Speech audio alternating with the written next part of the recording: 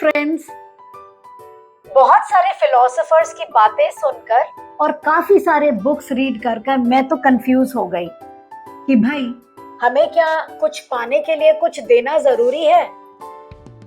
मैंने तो काफी सारे फिलोसोफर्स से ये सुना है कि we should never expect anything from anyone. हम जब भी किसी के लिए कुछ करते हैं तो हमें एक्सपेक्ट नहीं करना चाहिए कि वो भी हमारे लिए कुछ करे। हमें दान देना चाहिए, हमें अच्छा करना चाहिए, अच्छा बनना चाहिए। लेकिन ये मैं अपनी परसेप्शंस आपके साथ शेयर कर रही हूँ। अगर आप रेजोनेट करते हैं तो कमेंट बॉक्स में जरूर लिखें कि हमें वही चीज वापस मिलती है जो हम करते हैं या जो हम देते हैं। यानी कि हम जिस एनर्जी को ट्रांसमिट करते हैं वही एनर्जी ट्रांसफर होके हमारे पास आती है। अगर हम किसी की बुराई कर रहे हो तो ध्यान रखिए कोई पीठ पीछे आपकी भी बुराई ही कर रहा होगा। अगर आप चोरी कर रहे हो तो कहीं ना कहीं आपके साथ भी यही दुर्घटना घटने वाली है या घट चुकी होगी। अगर आप बदले की भावना रख रहे हैं तो कहीं ना कहीं कोई आपसे भी बदले की भावना रख रहा होगा। यानी जैसी एनर्जी हमारे अंदर से ट्रैवल होती है वही एनर्जी हम यूनिवर्स से अपनी ओर अट्रैक्ट करते हैं। और फिर हम बैठ करके रो रहे होते हैं कि हम तो बड़े लोनली हैं, हमारी तो कोई मदद नहीं करता, हमारे पास पैसे नहीं हैं।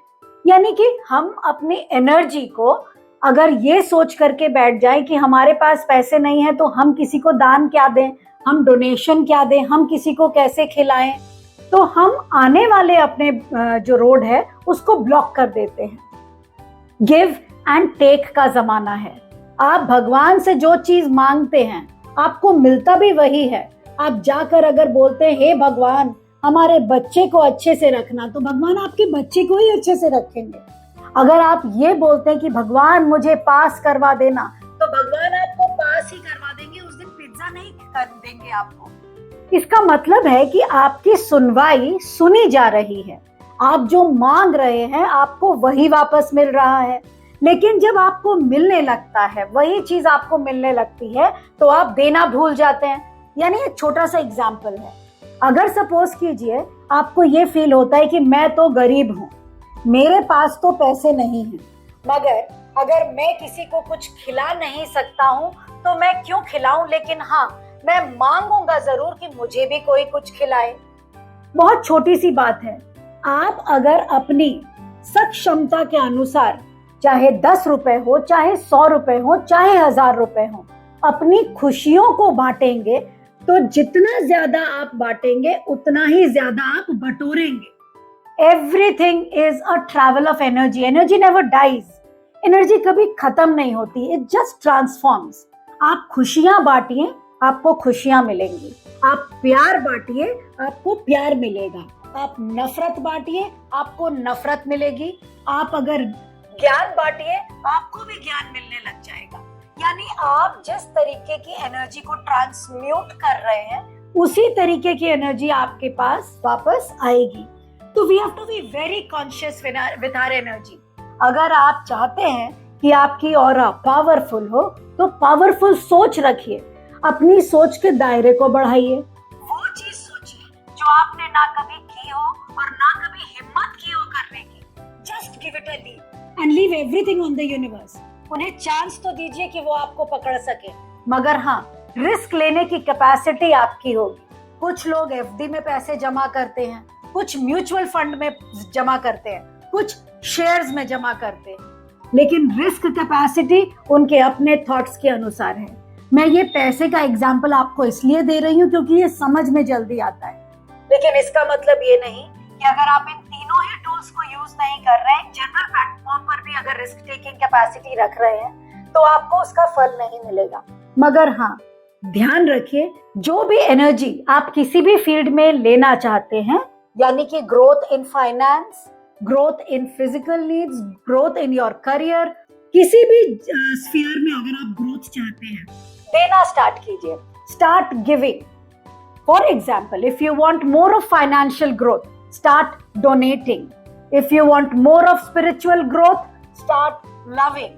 If you want more of physical growth, start exercising without delay and without breaking the decorum.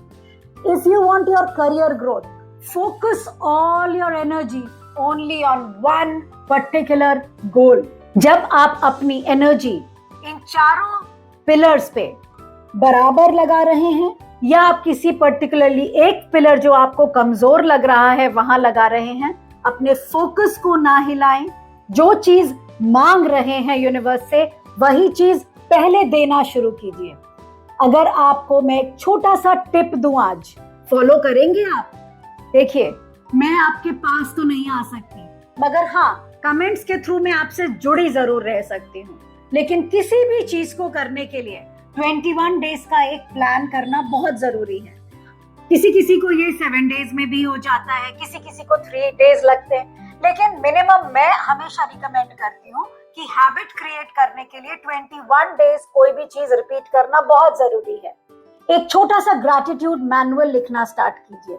उस ग्रैटिट्यूड मैनुअल में आपको अगर फाइनेंशियल ग्रोथ चाहिए तो रोज बोलना शुरू करिए, आई एम सो थैंकफुल आज मैंने टेलीफोन का बिल पे कर दिया, आई एम सो थैंकफुल आज मैंने घर का रेंट पे कर दिया, आई एम सो थैंकफुल आज मैंने अपने बच्चे की फीस एफर्टलेसली पे कर दी। आप पैसे को लेकर के थैंक्स बोलना शुरू कर दीजिए। थैंक यू आज मेरे पास इतने पैसे आए, थैंक यू आज मैंने इसको इतने पैसे दिए, थैंक यू आज मैंने पैसे को बहुत अच्छे से अपने पर्स में रखा। बात पैसों की करना स्टार्ट कर दीजिए। अगर हेल्थ को लेके कॉन्शियस है तो एवरीडे बोलिए, थैंक यू आज मैं कम से कम ना भी सही लेकिन 100 कदम चली हूँ, आज मैं 200 कदम चली हूँ, आज मैंने 1 घंटे एक्सरसाइज किया। Start talking about health. More you talk about any of the topic, that topic comes to your conscious mind from your subconscious mind.